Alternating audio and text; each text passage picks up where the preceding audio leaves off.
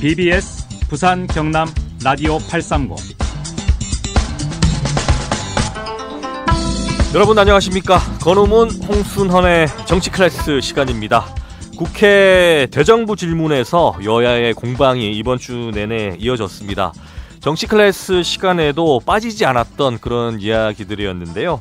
내란 특검과 노란 봉투법 그리고 관세 협상 등등 여야의 시각차가 컸습니다. 행안부와 감사원의 감사 등 이런 소식들이 들려오면서 야당은 더욱더 긴장을 하고 있습니다.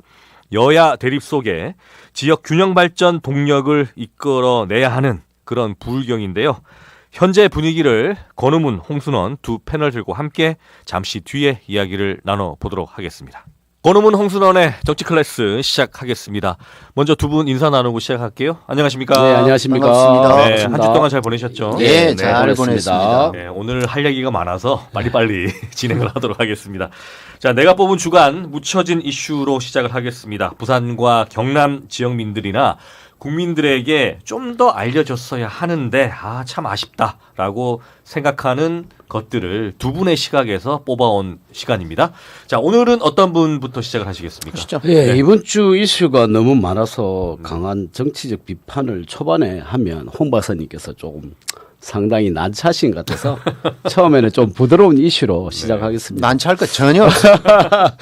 자, 부산하면 야구하면 롯데 자이언츠, 노래하면 부산 갈매기 등 야구가 부산의 문화가 된 지 오래된 것 같습니다. 네. 그래서 이번 주 화요일 저희 기장에서 한국 야구 명예의 전당 착공식이 있었습니다. 2007년에 개관을 목표로 채삽을 떴는데요. 박영준 시장이 직접 참석하여 야구 박물관에 대하여 환영사도 하고 그리고 KBO 관계자분까지 참석하셨습니다. 이 한국 야구 명예의 전당으로 인해 야구 테마파크와 오시리아의 관광 단지 등 인근 관광 자원과 연계해서 야구 도시하면 부산의 위상을 높이고 스포츠와 관광을 아우르는 복합 문화 자원으로 자리매김할 것으로 기대하고 있습니다. 네, 2027년 네, 개념인가요? 개관입니다. 네, 2007년이라고 하셔가지고 제가 죄송합니다. 다시 한번 2027년입니다. 2027년 알겠습니다. 명예전당 착공식을 묻혀진 이슈로 뽑으셨습니다. 우리 홍순헌 박사님 어떻습니까? 박형준 시장님 개회사를 하셨다기에 오늘 저도 박형준 시장님과 관련된 말씀을 시작할까 싶습니다. 그거는 통일을 이뤘습니다. 두 분께서. 네. 지난 17일 날 박형준 시장께서 또 큰 실언을 하셨다. 17일 날. 네. 네. 정말 전에도 제가 한번 말씀드렸습니다마는 시장님이 마음이 급한 건 알고 있습니다. 최근에 여론조사도 제대로 원하는 만큼 나오지도 않고 또 시민들께서 죄송합니다. 네. 박형준 시장님에 대한 네. 그동안 이제 5년 정도 되죠. 네. 네. 1년 한 번 더 있었으니까. 그렇죠. 5년 정도 됐죠. 그런 기간 동안에 과연 박형준 시장 부산 시민을 위해서 뭐 했노? 이렇게 말씀들을 많이 하고 계시는 상황 속에서 네. 지난 17일 날 해양수산부 이전과 관련해서 전재수 장관이 대통령 업무 보고를 하는 자리에서 네. 동남권 투자 공사를 만들어 갈 것이냐, 그렇지 않으면 동남권 투자 개발 은행으로 부산에 본점을 두고 만들어 갈 것이냐, 이 두 개를 놓고 보고를 하는 과정에 네. 공사 쪽으로 가는 것이 훨씬 부산 또 울산 경남을 위해서 이익이겠다라는 보고를 했습니다. 네. 구체적인 내용은 앞으로 지속적으로 언론에서 보도도 되고 하겠습니다만은 이 상황을 놓고 박형준 시장께서는 명백한 대통령 공약의 파기라고 말씀을 하셨는데 공약 파기다. 네. 이재명 대통령께서 언제 동남권 투자공사나 투자은행 이 부분을 놓고 명확하게 공약 자체를 말씀하시기를 확정을 하신 것이 없는데도 불구하고 파기라는 말씀은 정말 실언을 하셨다. 그래서 이 동남권에 더 적극적이고 집중적으로 투자할 수 있는 그런 기관이 뭐냐? 그게 바로 산업은행을 대체할 수 있는 그런 공공기관으로서 은행으로 갈 거냐? 그렇지 않으면 공사로 갈 거냐? 이 두 개를 놓고 정부 안에서 집중적으로 검토를 한 결과 네. 해양수산부인 담당 부처에서는 이렇게 업무 보고에서 공사로 가는 것이 훨씬 효율적이라고 했습니다.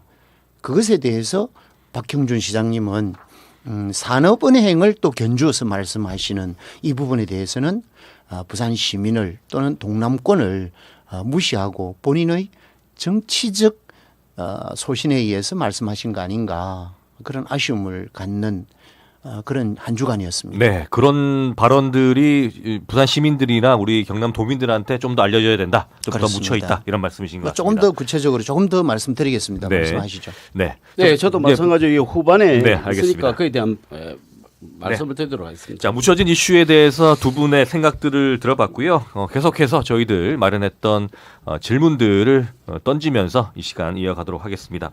자, 이재명 대통령의 권력 서열 발언 대통령 기자회견 때 취임 100일 기자회견 때 있었는데요. 이게 지금 최근에 조희대 대법원장 퇴임 압박과 맞물리면서 다시 또 이슈가 되고 있습니다. 자, 지역 정치권은 어떻게 바라보고 있는지 두 분한테 여쭤보고 싶은데요. 위원 논란도 있습니다. 어떻게 보십니까? 저는 정치를 하면서 권력에 서열이 있다라는 발언은 이재명 대통령이 처음 들은 것 같습니다. 네. 의전이라는 의미는 했으면 좋겠지만 뉘앙스는 그런 의도가 아닌 것 같고요. 권력 서열 발언은 국민 주권, 상권 분립을 흔들 수 있는 위계적 사고를 드러내며 대통령 권력을 절대화한다는 오해를 불러 민주주의 제도와 신뢰를 훼손할 위험이 크다고 봅니다. 네. 그래서 문영배 전 헌법재판소 소장이 헌법을 다시 바라고 한 이야기를 한마디로 정리될 것 같습니다. 네. 예, 예. 박사님 어떻습니까? 이재명 대통령께서 말씀하셨던 권력의 서열이라고 한 것은 모든 권력은 국민으로부터 나온다라는 것이고 그리고 이 나라의 주인은 국민이다. 그렇지 않습니까? 따라서 모든 주권은 국민이 가지고 있는 그런 상황에서 국민이 직접 뽑아서 일꾼으로 만들어 놓은 선출직에 대해서는 그 권력은 국민이 뽑아준 것이기 때문에 그 부분에 대해서는 인정해야 된다라는 의미로 말씀하신 것이지 거기에 삼권 분립을 훼손하고자 하는 그런 의미는 아니었다라고 생각합니다. 네. 자, 말씀하시죠. 그러면 네. 이재명 대통령을 지지했던 분들도 있을 것이고 지지하지 않았던 분들도 계실 겁니다. 그러면 지지하지 않았던 분들에 대한 의견을 무시하거나 어찌 보면 그 의견을 바라보지 않는다고 이야기하면 국민 주권이라는 이 말씀이 모순이 있지 않나. 반대 의견은 분명히 나올 수가 있다 봅니다. 그런데 선출된 자만이 권력을 가진다는 것은 이건 정말로 큰 위험한 발언이라고 저는 바라보고 있습니다. 예. 권 박사 말씀이 정말로 위험한 말씀을 하시는 겁니다. 대통령은 당선이 되기 전까지는 자기의 소신에 의해서 국민 개개인의 유권자의 소신에 의해서 이념적 갈등도 있을 수 있고 빈부격차의 내용에 따라서 내가 지지하는 후보가 다를 수도 있습니다. 그렇지만은 방금 말씀하셨던 지금은 이미 국민 다수의 결정으로 이재명 정부가 탄생을 했습니다. 이재명이라는 후보가 대통령이 되었습니다. 그러면 지금 이 순간에도 양극화를 조장할 수 있는 그런 지지하지 않았던 국민들의 생각은 무시하느냐라고 하는 말씀은 대단히 위험한 말씀이라는 것이죠. 오늘날 너무 우리가 이렇게 대한민국이 어렵고 또 끝에서 끝으로 가고 있는 이 이유는 바로 이런 하나의 발언 하나가 가져다 주는 영향력은 굉장히 크다라는 걸 인식을 좀 하시면 어떨까요? 네, 그래서 제가 말씀드리지 않습니까? 권력 서열이란 이 말씀이 선출된 임명직과 그냥 임명직 간접적인 임명직에 대한 이 권력 상권 분립이 정확하게 된 것을 이 삼각대를 흔들 수 있는 부분이기 때문에 좀 우려스럽다고 말씀드리고 그 부분 이제 지나서 조희대 대법관으로 넘어가게 되면 조희대 대법관을 내쫓겠다.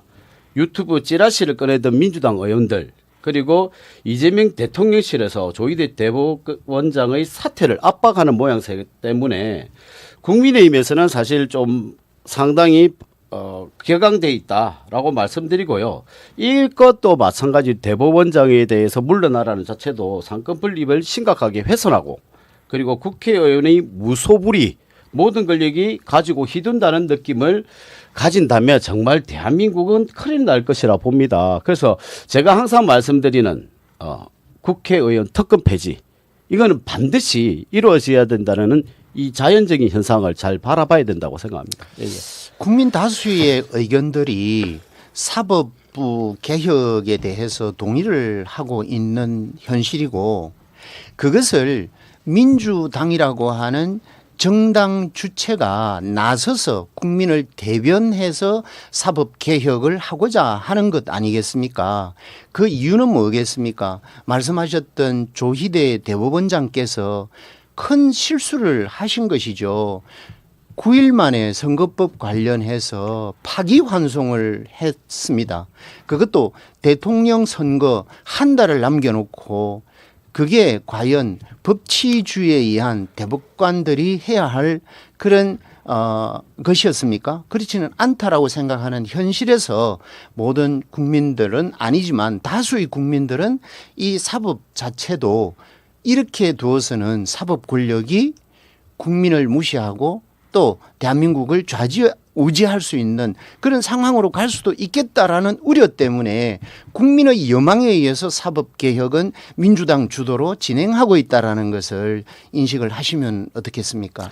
저 이재명 대통령께서 되기 전에 그때 건순일 대법원 판사 50억 클럽이라는 이야기 그때 전에 2, 3년 전에도 상당히 큰 문제가 있었던 걸로 알고 있습니다. 그런데 항상 민주당 쪽에서 이야기하는 거는 그 파기환송에 대한 부분이 9일 만에 이 파기환송됐다는 이야기는 지금 조희대 대법관뿐만 아니라 12명의 대법관들이 있습니다. 개개인 의견을 다 제시했던 내용을 다 종합해서 이제 결정을 내린 것이기 때문에 그 부분 때문에 사법 개혁을 한다.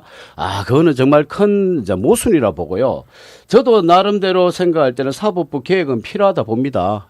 그 판사들이 편향된 생각, 잘못된 판결에 의해서 억울한 국민들이 나타날 수 있기 때문에 그 부분에 대해서는 저는 사법부에 대한 개혁은 필요하다 보는 거죠. 하지만 이 정치적 해석에 의해서 사법부를 개혁한다. 이거는 조금 또 마찬가지로 좀 위험한 발상이다라고 말씀드립니다. 예, 그 말씀에 대해서는 100% 부정하지는 않습니다. 그 부분에 대해서 국민들께서는 우려하시는 분들도 계십니다. 하지만 조희대 대법관부터 시작되어 있던 파기환송의 부분이 전제 조건이 아니라 이미 대법원에서는 과거부터 대법관 정원에 대해서 논의가 계속되어 왔고 또 법원 내부에서도 계속 이 부분을 요구를 해왔던 게 사실입니다. 그런데 이 부분이 이번에 파기환송 등 일련의 법원의 재판 진행 과정들을 보고 국민들이 많이 속상해하고 또 실망하고 그런 결과에 의해서 사법부의 신뢰 회복이 꼭 필요한 시점이라는 상황에서 사법부 개혁은 지금 하지 않으면 안 된다라는 이런 명제도 우리가 두고 있는 것 아니겠습니까? 그런데 지금 이 사법부 개혁이 왜 지금이 당장 필요하냐. 지금 대법관 12명에서 26명까지 늘리자 10몇 명을 늘리자는 형태들이 현 정권에서 이루어지는 것보다 차츰차츰 늘려가야지 돼야 되지 않냐. 안 그러면 지금 갑자기 대법원 숫자를 늘린다는 이 의도가 어떤 의도인지는 나중에 차후에 이재명 대통령이 이제 5년이 끝나고 난 다음에 또 재판이 또 이루어지는 부분이나 여러 가지 보면 좀 의도가 좀 불순하다는 생각하고 아까 말씀대로 신뢰성을 확보하기 위해서는 재판관을 갑자기 늘리는 게 아니라 차츰차츰 늘려줘야 되는 게 어찌 보면 국민들에게 더 확실한 신뢰를 주고 사법의 개혁이 이루어진다는 모습을 보여주는 게 중요하지 않나. 네. 왜 꼭 지금만이 꼭 이렇게 사법개혁을 급하게 이루어지느냐. 알겠습니다. 예, 네. 대한 부분 말씀드리고 싶습니다. 네, 이재명 대통령의 관련 발언들이 어쨌든 중앙 정치권에도 논란이 되고 있고 지역에서도 여러 가지 이야기들을 낳고 있는 것만은 사실이니까요. 이런 논란들이 국민들의 어떤 민생이라든지 생활에 어떤 영향을 끼칠 수 있는가라는 것들도 정치권에서는 깊이 고민하면서 관련 내용들을 수기해 나가야 될 것 같다는 그런 생각이 듭니다. 자, 그리고 한미 관세 협상 이 부분도 지금 여야가 되게 논란이 되고 있는데요. 이 대통령과 정책실장의 발언이 나와서 사실상 3,500억 달러 펀드 조성은 힘들다라는 게 지금 확인이 되는 상황이거든요. 지금 부산과 울산, 경남 같은 경우는 이 자동차와 조선업 등 이 관련된 부분들이 많아서 더 우려들이 큰데 어떻습니까? 이 최근에 이 관세 협상의 상황들을 어떻게 보고 계시나요? 네. 3,500억 달러 펀드를 조성하는 것이 힘들다는 게 아니라 네. 대한민국의 경제를 흔들 수 있는 대한민국의 운명을 흔들 수 있는 그런 상황이라는 것이죠. 그래서 지난번 이재명 대통령, 트럼프 대통령과 대담을 하고 또 회의를 하는 상황에서 네. 국힘이나 또 몇 분들의 전문가들도 왜 사인을 안 하고 왔느냐, 협약서에 사인을 안 하고 왔느냐에 대해서 말씀들을 많이 하셨고 네. 그것은 서로 협상이 안 됐기 때문에 그 협상은 결국은 이재명 정부의 능력 부족에 의해서 안 하고 온 거 아니냐 이런 결론을 국민의힘에서는 주장을 많이 하셨습니다. 그런데 지금 내막적으로 우리가 들여다보면 3,500억 불이라고 하는 것은 우리나라 전체 외환 보유액을 따져보면 4,200억 불 정도 되지 않습니까? 거의 대부분이네요. 그렇습니다. 네. 80%가 넘는 상황인데 이거를 아무런 전제 조건도 없는 상황에서 현금성으로 미국에다가 투자를 한다.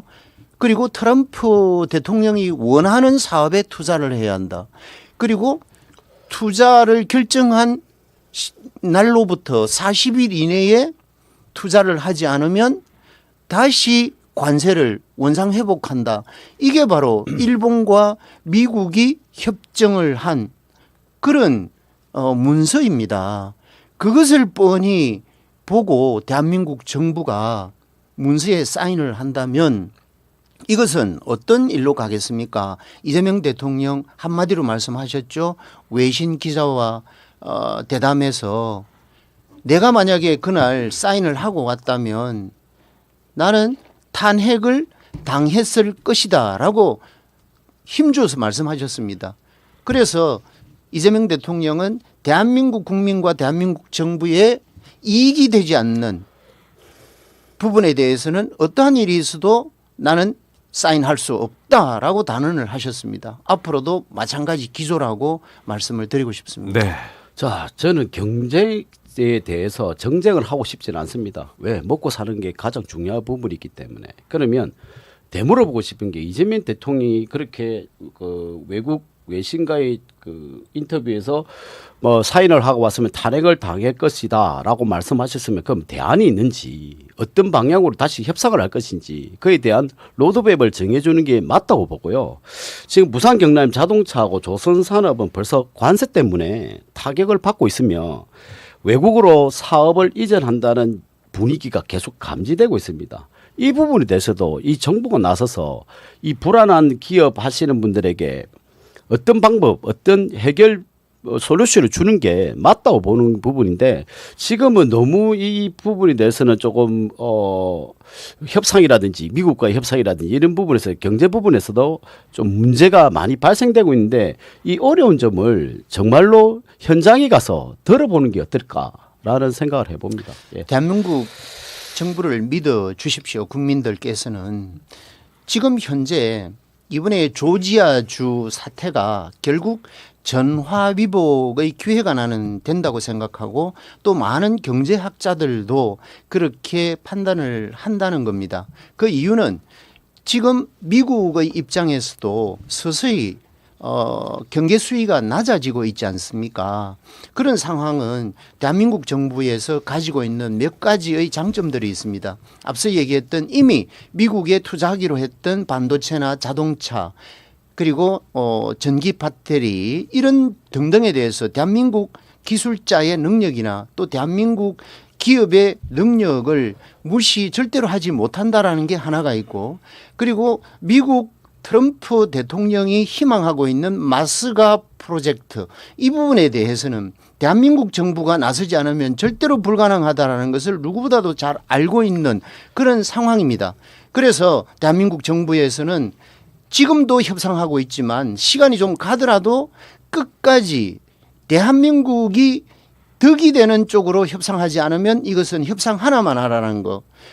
3,500억 불을 현금을 날리고 나면 대한민국은 망해버리는데 우리는 바로 외환 위기가 찾아오는데 그것을 누구를 위해서 협상을 해야 합니까? 단 말씀하신 대로 자동차 부분은 관세 15%를 낮추지를 못해서 아직도 25% 적용을 받고 있습니다. 그렇지만 며칠 전에도 언론에서 나왔지 않습니까? 현대자동차, 기아자동차가 미국 외에 인도라든지 동남아 이런 쪽에서는 현재 수출이 굉장히 많이 좋아지고 있다. 그 지표들이 속속 드러나고 있는 그런 실정입니다. 그래서 이재명 대통령은 외교 자체를 다자 외교로 이제는 손을 뻗치고 있지 않습니까? 중국과의 좀 더 친밀한 윤석열 정부 때 많이 깨어 부셔진 이 다자 외교들 그리고 일본과의 경제 외교 등등 그리고 러시아와의 부분도 좀 더 챙겨보고 미국에서 만약에 이러한 문제를 지속적으로 고집을 피우고 나올 때 우리는 다른 선으로 눈을 돌려서 대한민국 경제가 문제가 없도록 만들어 가겠다라는 게 현 정부의 계획이라는 것입니다. 네, 자 지금 라디오를 벌써 또 마칠 시간이 돼서요. 제가 다시 마이크를 잡았습니다. 이재명 대통령의 외교 그다음에 협상의 전략들이라고 저희들 해석을 하고 그 결과물들은 저희가 앞으로 향후 어떻게 될지 좀 지켜보는 상황인데요. 그 과정 속에 우려되는 점들을 야당 쪽에서 많이 전달을 하는 부분도 있으니까요. 그런 것들을 좀 잘 받아들여서 협상에 나아가는 그런 전략들을 했으면 좋겠다는 생각을 하면서 저희들 계속해서 BBS 부산 유튜브 채널로 이어가서 두 분과 말씀 나눠보도록 하겠습니다. 라디오는 저희 여기서 물러가겠습니다. 여러분 고맙습니다. 감사합니다. 고맙습니다. 네, 권음훈 홍순원의 정치 클래스 BBS 부산 유튜브 채널에서 계속 이어가도록 하겠습니다. 자, 저희가 관세 협상과 관련해서 두 분의 입장을 들어봤는데 더 이상 마이크를 안 드려도 되겠죠? 관세 협상 관련해서 아닙니다. 좀 한 말씀 하시죠. 그러면. 제가 지금 다각화의 전략을 선다고 하셨는데 끝내는 지금 미국의 기축통화국으로서 달러가 가장 중요하다 보거든요. 어차피 재화가 들어와야지 그 국가의 경제가 살기 때문에. 그런데 지금 미국에서는 스와퍼에 대한 부분을 거절을 했어요. 우리나라에. 네. 그러면 이 상황도 어떻게 봐야 될지. 저는 계속적으로 말씀드리지만 이 경제 부분에서는 상당히 이 이재명 대통령께서나 마찬가지로 정부에서 상당히 어려운 점이 많을 것이다. 그때도 말씀드리게 그 부분도 있었고 네. 해서 좀 이 부분에 대해서는 좀 큰 제대로 된 한미 협상 관세 협상이 좀 더 적극적으로 이루어졌으면 좋겠다고 말씀드리고 싶습니다. 알겠습니다. 네, 그 부분에 저도 조금만 네, 이제 말씀하시죠. 부연해서 말씀드리면 결국은 통화 스와프는 굉장히 중요하지 않습니까? 지난 코로나 때에 미국과 대한민국 정부가 통화 스와프 무제한 협약이 이루어졌습니다. 한시적이지만 네. 그런 전례도 있고 또 대한민국 경제가 이미 세계 10위권에 들어와 있는 경제 강국입니다. 그런데도 불구하고 일본은 통화 스와프가 무제한 적용을 받고 있는 상황이고 대한민국은 600억 불 정도밖에 안 되는 걸로 알고 있습니다. 그렇다면 통화 스와프도 제대로 인정하지 않는 대한민국 정부 미국을 우리가 어떻게 믿겠습니까? 3,500억 불이라고 하는 우리 전 외환 자산의 80% 이상을 현금으로 그것도 5년 이내에 미국에다가 가져다 줘야 되는 그런 상황에 대해서 우리 국민 한 분 한 분이 힘을 합쳐야 되지 않겠습니까? 네. 그런데도 불구하고 정치적으로 말씀드려서 죄송합니다마는 국민의 힘은 지금 현재 다른 것 다 제쳐놓고 오히려 미국과 대항해서 대한민국 정부와 싸움을 거는데 힘을 보태야 할 여러분들의 야당 국민의 힘이 최근 14일 날이죠. 강서에 모 교회에 내려왔습니다. 내려와서 뭐라고 얘기했습니까? 결국은 윤어게인을 외치고 갔습니다. 따지고 보면 이런 상황이 부산 시민들이나 또는 대한민국 국민들이 바라볼 때 과연 야당의 입장에서 대한민국 경제를 걱정하고 또 대미 외교, 대미 관세 이런 것들을 걱정하는 야당이 말과 행동이 저렇게 달랐어야 되겠나 이런 걱정을 한다라는 겁니다. 이런 부분에 대해서는 우리가 서로 힘을 좀 합쳐서 우선 급한 불부터 좀 끄고 그다음에 정치적인 부분으로 넘어와도 그렇게 정치에 대해서는 늦지 않지 않겠나 하는 제 개인적인 말씀을 한번 드려봅니다. 자, 제가 수출 우리 경제 강국이라고 하셨는데 우리나라가 경제 대국이라고 생각하십니까? 무엇으로 대국이라고 생각하십니까? 저는 수출이라고 보거든요. 우리나라 자생 경쟁력을 가질 수 있는 인구가 안 돼요. 일본은 1억 5천 정도 되기 때문에 자생적으로 어찌 보면 경제가 돌아갈 수 있는 부분도 있지만 우리나라는 4,500만 정도 되는 인구 가지고 자생적으로 경제를 못 돌리면 즉 수출을 해야 된단 말입니다. 그러면 가장 수출 비율이 높은 중국이나 미국인데 끝내는 미국에 대한 기초 통화 아까 말씀대로 그 무역량 자체 때문에 이 대한민국이 경제가 돌아가고 가정이 있고 노조가 있고 노동자가 있고 우리 현재 사회 활동을 할 수 있는 부분이거든요. 만약에 이 수출이 중단된다면 어찌 되겠습니까? 예를 들면 일본이 제국주의에 눈이 돌아 있을 때 미국의 원유 수출을 막은 바람에 미국을 공격하지 않았습니까? 전쟁이 일으키듯이 마찬가지 우리나라가 수출이 되지 않으면 우리나라 경제는 폭망한다 봅니다. 이 부분에서 아까 말씀대로 국민의힘에서 도와주지 않고 뭐 그 당 대표가 내려와서 교회에 참석해서 윤 의견을 외쳤다 하지만 저는 더 이재명 대통령께서 더 한미 협상에 대한 부분을 더 적극적으로 더 많이 해야 된다 보거든요. 원해야 되는 부분이지. 우리 말하는 국민들의 니즈와 원처를 이룰 수 있게끔 본인이 직접 가서 세이즈를 해야 된다 보는데 그게 아니라 이 부분에서는 뭐 미국이 이렇게 3,500불 정도를 원했기 때문에 부담스러워서 못하고 이걸 사인했으면 탄핵한다는 이 말씀보다는 저는 좀 더 적극적으로 대미 협상을 벌리는 게 맞다 봅니다. 누구를 위해서? 아까 말씀드린 주권인 국민을 위해서 해야죠. 왜 그걸 안 하고 맨날 자기의 방어, 핑계만 대고 변명만 하는 겁니까? 그다음에 상대방이 야당. 요즘은 정치적인 이슈로 가는 거지 경제 부분은 제가 말씀드린 게 정쟁을 하지 않는 데 있지 않습니까? 이 경제 부분은 가장 중요한 부분이거든요. 정치를 하는 이유도 경제 부분을 위해서 하는 거지 뭘 위해서 하는 겁니까? 이념은 가지고 있겠죠. 하지만 그 이념 안에는 분명히 경제 부분이 통한단 말입니다. 대한민국 잘 먹고 잘 살자는데 누가 반대를 합니까? 그만큼 협상을 좀 더 잘해달라.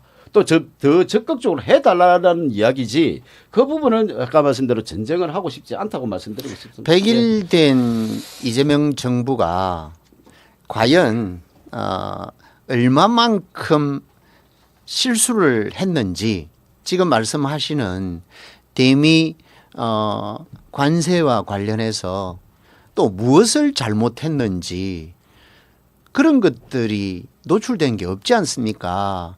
이미 우리는 미국과의 관세는 합의를 본 겁니다. 그래서 일반 관세가 15%로 다 낮추어졌고 단 아직도 결정이 안 된 것은 자동차 분야 하나죠. 이 자동차 분야 하나와 대한민국 미래를 바꿀 수가 있습니까?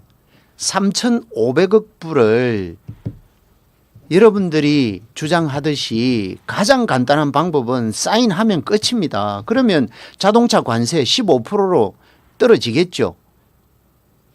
5년 이내에 3,500억 불을 현금으로 미국에다가 가져다 주면 누가 좋아집니까? 미국 트럼프는 좋아질지 모르지만 대한민국 5,200만 국민은 쫄쫄 굶어야 되는 그런 위기 사태가 발생이 되는 거죠.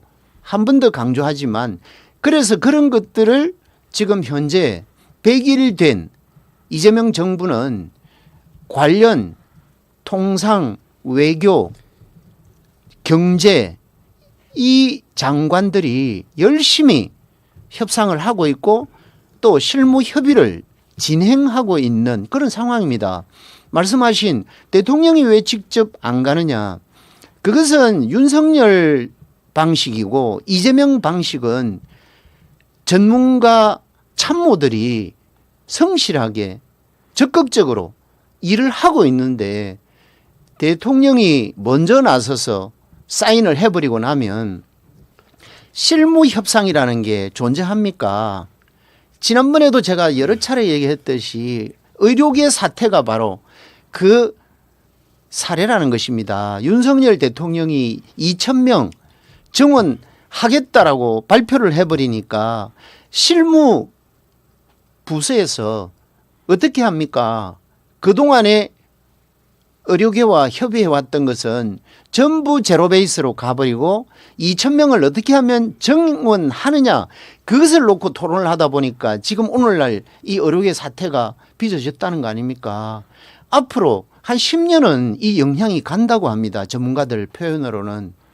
그래서 최고 결정권자는 제일 마지막에 가서 결정하는 것이 타당하고 이미 물꼬는 이재명 대통령이 피스메이커 앤드 페이스메이커로서 전 세계에 울림을 주고 왔다라는 사실만 제가 말씀을 드리고 싶습니다. 네, 박사님 발언 중에 제가 한번 확인하고 싶은 게 있는데 그 일반 관세는 15%가 됐다라고 한 것은 그거는 맞는 겁니까? 그렇죠. 지난번에 네. 이재명 대통령 네. 다녀오고 나서 네. 발표를 했지 않습니까? 네. 미국 정부에서. 네. 지금 그게 일반 관세는 그러면 15%가 되고 있고 그렇습니다. 자동차만 25%라는 말씀이신가요? 그렇습니다. 저는 이제 알기는 아직까지 25% 맞고 철강하고 반도체하고 50%의 지금 관세를 맡고 있는 걸 알고 있는데 철강은 대한민국만 그런 게 아니라 전 세계가 50%를 관세를 예를 들면 멕시코라든지 러시아라든지 일부 인도라든지 몇 개 국가를 제외하고는 철강은 50% 관세를 대한민국을 포함해서 다 그렇게 받고 있는 것입니다. 지금 일본도 네. 지금 철강이 되면 50%가 아닌 거 지금 멕시코라든지 러시아라든지 다른 외국계 기업 일본은 국가 5,500억 불 투자하겠다라는 사인을 하고 온 것이죠. 네. 그러면 그 일본 결과에 의해서 일반 관세 15%로 떨어진 네. 것이고. 자 일본 같은 경우 5,500불 투자를 했으면 마찬가지로 외환 보유고가 축 나면 그 나라도 국민들이 난리 나지 않겠습니까? 아유, 그거는 참 잘못된 말씀입니다. 일본은 외환 보유고가 대한민국은 4,200억 불밖에 안 되지만 일본은 어느 정도 될까요? 어느 정도 될까요? 한 1억 불, 1억 더 넘는 무슨 걸 말씀요? 2억 3천억 불인가? 그렇습니다.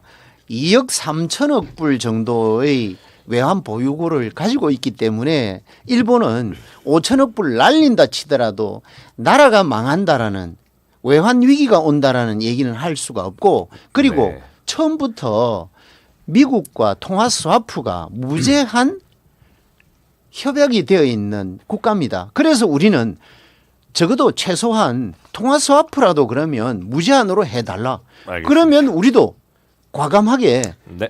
미국과 협상하겠다. 그 전제입니다. 그래서 네. 제가 말씀드리지 않습니까? 우리가 홍 박사님께서 이 경제 대국 전 세계적으로 10위 안에 드는 경제 대국이 일본 저 옆에 있는 이 경제 국가에 대한 부분도 못 따라간다 보면 아직은 저희 나라는 수출로 먹고 사는 나라입니다. 알겠습니다. 그렇기 때문에 네. 여기서 강세 이야기를 마무리하도록 하겠습니다. 어쨌든 제가 알고 있는 생각은 아직까지는 그 15%가 적용이 안 되는 걸로 일반까지 알고 있는데 아닙니다. 홍 박사님이 그렇게 다시 말씀하시니까 한번 요거는 체크하시면 될 이 것 같고요. 부분은 한번 예. 더블 체크 저도 한번 해보겠습니다. 예. 자, 그리고 해수부 기능 강화 지금 이제 얼마 시간이 남지 않아서 해수부 기능 강화에 대한 정부 조직법 개편안 내용에 이런 것들이 들어가야 된다라고 저희들이 우려를 했었었는데 홍순원 청장께서 대통령령으로 충분히 그런 것들이 기능적으로 강화하는 게 가능하다고 설명을 하셔서 그런 쪽으로 저희가 안정적으로 기다리면 되겠다라고 보고 있는데 네. 국민의힘에서는 그게 아니다. 법을 바꿔야 된다라고 지금 얘기를 하고 있어요. 그래서 또 다시 좀 이 부분을 정치 쟁점화하고 있는데 어떻게 좀 보십니까, 청장님? 지금 해양 조선 플랜트 사업 부분을 놓고 말씀들을 하는 거거든요. 그게 현재 산업부에 들어 있습니다. 네. 업무 분장상. 네. 이 부분은 지금 현재도 대통령령에 의해서 만들어져 있는 거예요. 그렇기 때문에 해양수산부 이전이 부산에 올 수 있느냐 없느냐 하는 것은 정부 조직법 개편이 반드시 필수이지만 네. 그 안에 각 부처 간의 업무 분장의 문제는 대통령령으로서 정해져 있기 때문에 이거는 법령 이번에 정부 조직법 개편과는 별개로 한다 그런 얘기입니다. 근데 국민의힘에서 네. 질문을 하는 이유가 다른 부처 같은 네. 경우에는 그 정부 조직법을 개편해서 내용들이 업무 분장을 이뤄 나갔다는 것들을 국힘에서 지적을 하고 있더라고요. 그러니까 세부 사무 확대는 네, 네. 대통령으로는 인정받습니다. 뭐냐면 네. 뭐 본부나 국, 과, 신설, 조정이나 세부 업무 범위, 집행 절차, 그다음에 행정처분 기준 뭐 이런 거는 가능한데 네. 본질적 권한 이관이나 위상격상은 분명히 정부 조직법 개정이 필수입니다. 즉 상위법이 정한 업무 범위를 넘어서는 기능, 신설 권한 확대는 무조건 안 된다. 그걸 하기 위해서는 법률 개정을 하기 위해서는 입법, 국회의 통과가 분명히 필요하다고 되어 있고요. 그래서 대통령 시행만으로 추진되는 위임 범위 일탈 논란이나 위헌 소지까지 있다 합니다. 그래서 어제 박영준 시장께서 지금 동남권 투자 은행 이야기에 대한 부분을 했다가 네. 다시 공사 부분은 문제가 많다는 이야기를 했던 거는 부산이 지금 목표로 하고 있는 국제금융센터라든지 그다음에 IB 글로벌 투자 허브 기능이라든지 이런 걸 크게 축소될 수 있기 때문에 은행이 들어와야 된다. 투자은행이 공사가 들어오면 은행 인가라든지 금융 감독 체계가 필요한데 공사 같은 경우는 법적 권한이 제한되고 그다음에 지자체 출자나 지방채 발행 등에 의존해서 부산시 재정 부담이 상당히 증가된다고 지금 나와 있는 겁니다. 그래서 투자 은행이 들어와야 되지 투자 공사가 들어오면 이거는 문제가 있다는 발언을 하신 것 같아요. 그렇기 네. 때문에 지금 정부 조직법 관련 내용들을 국민의힘에서 계속 말씀을 하시는 것 같은데 그거 좀 저는 어떻게 생각하시는지. 지방조직법 네. 개정과 관련해서는 지속적으로 내부의 부처에 가지고 있는 고유 업무 기능에 대해서는 정부 조직법과는 무관하다라는 사실을 다시 한번 강조를 드리고 네.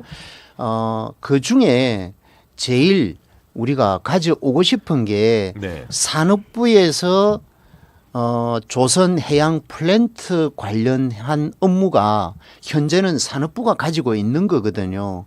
그것을 기능 조정해서 해양수산부로 우리가 가지고 오자라는 게 우리 민주당에서도 희망하는 것이고 또 부산 시민들도 희망하는 것 아니겠습니까? 더더욱 해양수산부는 더 희망하는 것이죠. 네. 그 부분에 대해서는 현행 법으로도 어떻게 되어 있느냐 하면 대통령 해양수산부 업무 규정상 네. 되어 있는 거기 때문에 이 부분은 대통령령으로서 가름할 수 있다라는 게 우리 민주당에서 3개월 동안 연구 검토한 결과라는 겁니다. 네. 그래서 이 부분은 더 이상 국민의힘에서 말씀을 하시면 이거는 바지가랑이 잡고 또 늘어지는 것이다. 이렇게 그렇죠. 오해받을 수 있기 예. 때문에 잠깐만요. 예. 예, 그래서 이 부분에 대해서는 설사 국민의힘에서 주장하시는 정부조직법 개편이 필요하다고 하더라도 이거는 얼마든지 2차, 3차 정부조직법 개편을 하면 되는 거니까 그 부분은 아무런 문제가 없는 것이죠. 단 해양수산부를 우리 부산, 울산, 경남의 입장에서는 하루라도 빨리 부산에 안착을 시켜야 일극주의 수도권과 대립되는 제2 수도권 또는 새로운 서울 수도권과 맞짱 뜰 수 있는 해양 수도 부산을 만들자라는 희망을 가질 수 있는 거 아닙니까? 그게 우선 필요하다는 것이죠. 그래서 예. 무슨 말이에요? 그래서 해수부 이전에 대해서 복합적으로 그 이전할 때 복합적인 그 부처들이 같이 이전돼야 된다는 말씀을 드린 거고, 마찬가지로 뭐 권한 중복이라든지 그다음에 재정에 대한 부담이라든지 법적인 이렇게 위임 문제라든지 여러 가지 갈등이 있지만은 해양수사부가 이전될 때 그에 대한 주변, 그때 말씀드렸어요. 주변에 뭐 투자은행이라든지 이런 복합적인 은행들과 그다음에 HMM이라든지 해운이라든지 이 전체적인 아우를 수 있는 부분이 전체가 내려와야 되는데, 아까 말씀대로 정부 개편 조직 개편안처럼 다른 산자부 있는 조직을 해수부를 넣고 하기가 지금 입법 통과도 돼야 되고 대통령령으로는 불가능하다. 안에 있는 내부에 있는 부분에 대해서는 대통령이 우리 조직 개편하는 건 문제가 아닌데 다른 부처에서 이제 가져오는 네. 부분에 대해서는 조금 네. 이렇게 입법에 대한 국회의 통과가 필요하다. 그 부분은 한 달만 지켜보시면 답이 당장 나오니까 걱정하지 마시고 우선 해수부를 부산에 빨리 안착시키는 거, 네. 그리고 해수부 관련 10개나 되는 공공 기업들 그리고 해수부 관련 공공기관 이것들을 빨리 부산에 안착시키는 게 민주당의 희망이고 또 하고 있는 일이다. 그다음에 박형준 시장께서 말씀하신 이 부분을 조금만 더 정리를 하고 가야 됩니다. 네, 간단하게 해주시죠. 네네. 박형준 시장은 지속적으로 은행이라고 말씀하시는데 그 은행을 동남권 투자 은행을 주장하는 이유는 딱 한 가지입니다. 계속 산업은행을 가져오고 싶은데 그걸 못하니까 계속 산업은행을 주장하면서 동남권 투자개발은행으로 설립을 해야 된다라는 주장이에요. 단 그렇다면 은행과 공사에 대해서는 해양수산부나 중앙정부가 얼마나 연구를 많이 했겠습니까? 그 결과 은행으로 왔을 때 제일 문제가 몇 가지가 있습니다. 첫째는 국제 결제 기준, 이걸 우리는 BIS라고 그렇게 얘기를 하죠. 거기에 은행이라고 하는 것은 반드시 맞아야 된다. BIS 기준은 예를 들면 자산이 얼마가 돼야 되고 현금 보유고가 얼마가 돼야 되고 등등. 지금 대한민국 경제위기 이후에 BIS 기준 맞춘다고 얼마나 노력들을 하고 있습니까? 생사를 깎듯이 그동안 해왔거든요. 이런 어려운 조건. 그다음에 두 번째는 또 대손 충당금. 대손 충당금은 법으로 정해져 있습니다. 이런 부분들을 맞추려고 하면 실제로 필요한 기업에서 돈을 빌려달라고 할 때 우리 대손 충당금이 부족해서 나갈 자금이 없습니다. 또는 BIS 기준을 맞추기 위해서 올해는 이 정도밖에 우리가 투자를 못합니다. 대출을 못합니다. 이렇게 하는 게 현재 시중은행들의 고민사항 아니겠습니까? 네. 그걸 똑같이 알면서 이 부분을 투자은행으로 동남권 투자은행으로 하자라고 하는 박형준 시장의 저희는 결국은 바로 산업은행을 주장을 하고 싶다라는 것입니다. 그래서 우리는 레버리지 15배 정도를 가져올 수 있는 바로 동남권 투자공사로 가자. 네.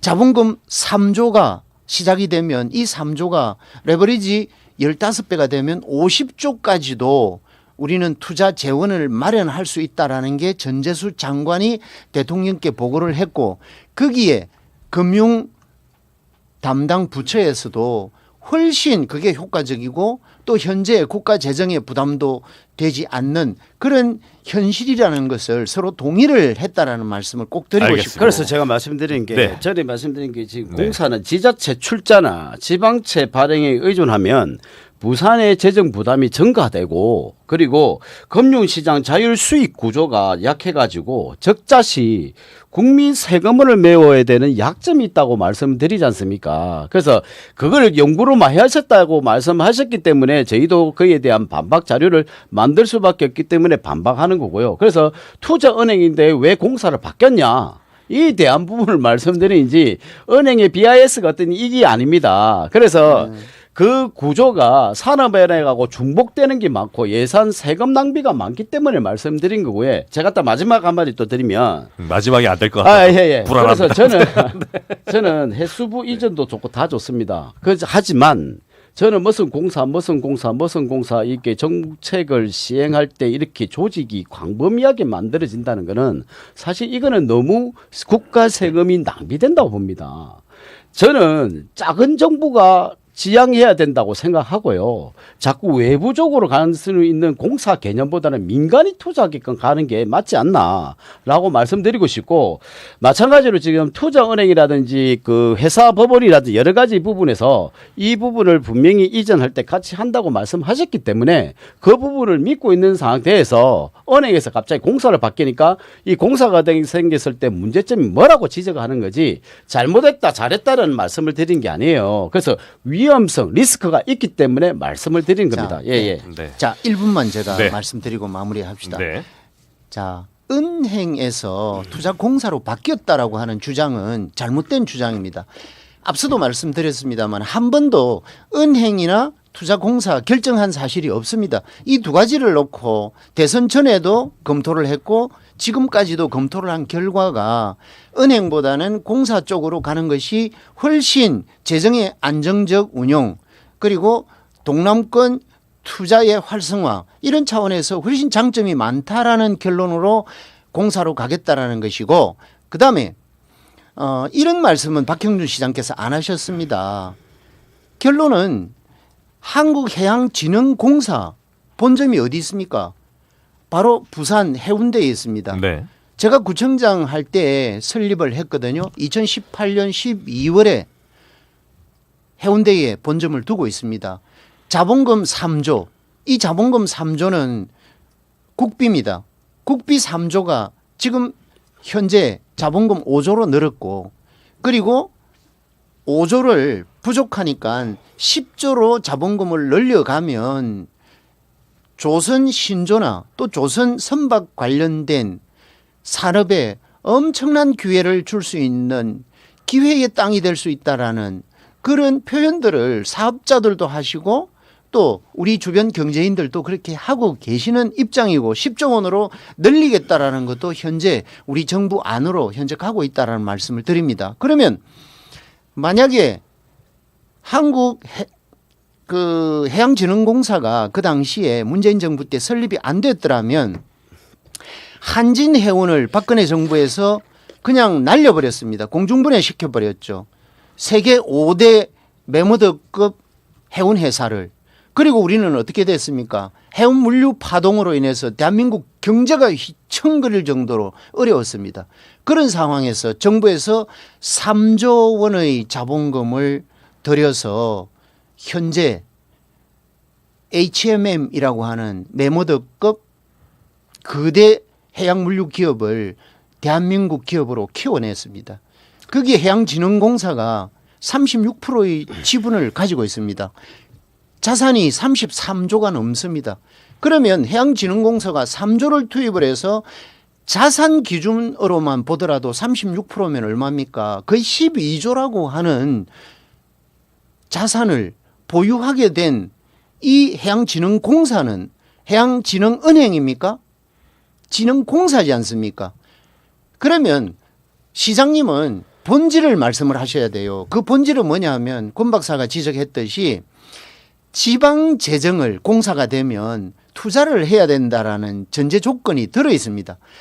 그것을 불안해하고 그것을 싫어하는 것이죠. 그렇다면 그런 부분에 대해서는 본질적으로 앞으로 우리가 논의 과정을 통해서 이런 것들이 동남권 발전을, 특히 부산 발전을 위해서 우리가 어떻게 가져가야 되는지를 토론을 하고 소통을 해야 되는데, 그런 것들은 전혀 하지 않고 뒤에 숨겨놓은 상태에서 산업은행을 가져오지 못하니까 투자개발, 동남권 개발은행을 만들어야 한다. 그런데 어느 날 갑자기 대통령이 개발공사로 바꾸었다. 이렇게 폄하하는 것은 과연 부산을 위해서 올바른 정책 방향인지, 네. 부산 자, 잠시만. 예. 방향이 맞는 건지 예. 한번 네. 지적하고 싶어요. 제가 말씀드립니다. 예. 자, 그 우리 말은 해운항만진흥공사가 어디 겁니까? 해양수산부 겁니다. 나라 거죠. 그렇죠. 나라 거지 않습니까? 국민들이 지금 민간이 움직여야 되는 게 나라가 어렵기 때문에 세비로 세금으로 산 거 아닙니까? 지금 마찬가지로 말씀하셨죠. HMM에 대한 부분도 그 조선업이 부도가 났기 때문에 산업은행에 지분이 들어가고 그다음에 국비가 들어가지 않습니까? 일반 민간이 지금 들어가는 경우가 없지 않습니까? 그래서 HMM 같은 경우는 포스코가 그걸 그 기업을 사겠다고 지금 이야기 놓은 거 아닙니까? 그 마찬가지로 자꾸 공사에 대한 개념이 여기를 우리 그 국가를 발전시킬 수 있다고 생각할 수 있는 부분이 있는데 저는 반대 입장이에요. 민간이 들어가야 된다고 생각하지. 민간 사업하는 사람, 기업이 들어가야 된다고 생각하지. 자꾸 공사 개념처럼 국가가 자꾸 운영해가지고는 저는 더 이상 발전 가능성이 없다고 보는 거거든요. 그래서 국비가 수입된다는 건 세금이지 않습니까?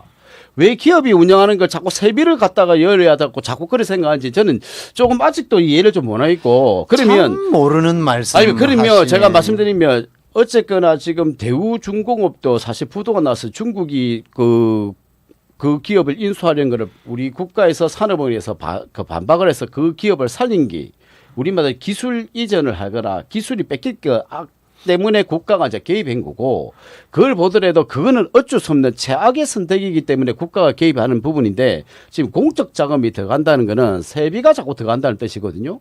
그럼 아까 말씀드린 HMM도 지금 민간으로 이전시키지 않습니까? 지금 공사라는 개념이 국가 돈이거든요. 국가고 그제 보면 일하시는 분들도 공무원이잖아요. 그럼 또 조직을 하나 더 만드는 거잖아요. 그래서 제가 말씀드린 게 민간이 참여해야 된다 부분이지 민관이 참여해야 되는 부분이 자꾸 관이 관여한다면 어째 보면 국가가 모든 걸 다 하고 있다는 뜻으로 밖에 판단할 수 없는 거거든요. 네, 알겠습니다. 아, 저희가 30초 미안합니다. 네. 이 부분은 네. 오해의 소지가 있기 때문에 말씀하십시오. 자, 국가의 존재 이유는 뭡니까? 기업이 어려울 때 그 기업이 어려우면 대한민국 경제가 흔들리죠. 대한민국 경제가 흔들리면 대한민국 정부가 대한민국이 흔들리죠. 그렇다면 왜 국가는 세금을 걷어서 국가 경영을 합니까? 바로 어려운 기업이 있을 때는 기업과 기업 간에 해결이 안 될 때는 국가가 나서야죠. 그게 국가의 존재 이유라고 말씀을 드리고, 그리고 앞서 제가 레버리지라는 말씀을 드렸습니다. 자본금 3조라고 하면 그 자본금 내에서 운용을 합니까? 그렇지 않잖아요. 레버리지 15배라고 하는 것은 자본금 3조를 기반으로 소위 말해서 마중물을 역할을 해서 그걸 담보로 민간 투자도 받고, 그 민간 투자 종류에는 펀드도 있고 여러 가지가 있겠죠. 기업 펀드도 있고 또 개인이 투자하는 그런 방법들도 존재하지 않습니까? 그렇게 해서 3조의 마중물을 가지고 50조까지 확장 재정을 만들어낼 수 있다라는 게 레버리지의 개념입니다. 그러면 정부 투자 3조를 가지고 50조라고 하는 민간 투자나 외국 투자를 받을 수 있는 그런 펀딩을 한다고 하면 거기에 걸맞는 기업들의 기업 경영 활동, 또 기업의 기술 확장, 기술 발전, 알겠습니다. 이런 것들에 결국 필요로 하는 자금이라는 것이죠. 알겠습니다.